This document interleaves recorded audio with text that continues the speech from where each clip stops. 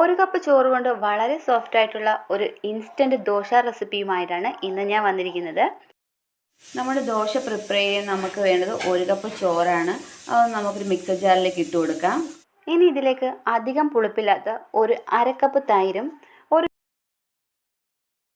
Cup അരിപ്പൊടിയും കൂടി ചേർത്ത് കൊടുക്കാം.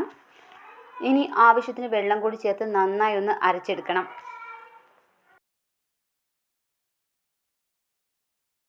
ഇതിപ്പോൾ നല്ലതുപോലെ അരച്ചെടുത്തിട്ടുണ്ട്. ഇനി ഇതൊരു മിക്സിംഗ് ബൗളിലേക്ക് മാറ്റാം.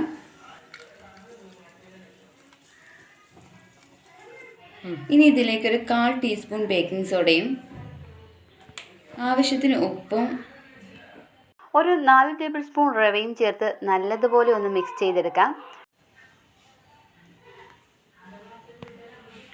നന്നായിട്ടൊന്ന് മിക്സ് ചെയ്തെടുക്കാം.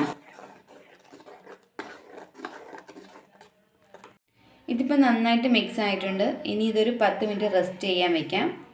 10 മിനിറ്റ് ആയിട്ടുണ്ട്. ഈ ഒരു കൺസിസ്റ്റൻസിയാണ് വേണ്ടത്. നമുക്ക് ദോശ ചുട്ടെടുക്കാം. നമ്മുടെ ദോശപ്പാൻ ചൂടായിട്ടുണ്ട്. ഇതിലേക്ക് നമുക്ക് കുറച്ച് എണ്ണ സ്പ്രെഡ് ചെയ്ത് കൊടുക്കാം. ഒരു 2 സ്പൂൺ മാവ് ഒഴിച്ച് കൊടുക്കുകയാണ്. ഇതിപ്പോൾ ഒരു വശം നന്നായിട്ട് കുക്കായിട്ടുണ്ട്. ഇനിയൊന്ന് മറിച്ചിട്ട് കൊടുക്കാം.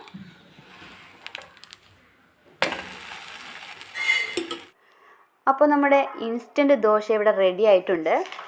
ഇഡ്ഡലിക്കും ദോശയ്ക്കുമൊക്കെ വേണ്ടി തലേന്ന് അരിയിടാൻ മറക്കുകയാണെങ്കിൽ വളരെ പെട്ടെന്ന് തന്നെ ഉണ്ടാക്കാൻ പറ്റുന്ന ഒരു ബ്രേക്ക്ഫാസ്റ്റ് റെസിപ്പിയാണിത്.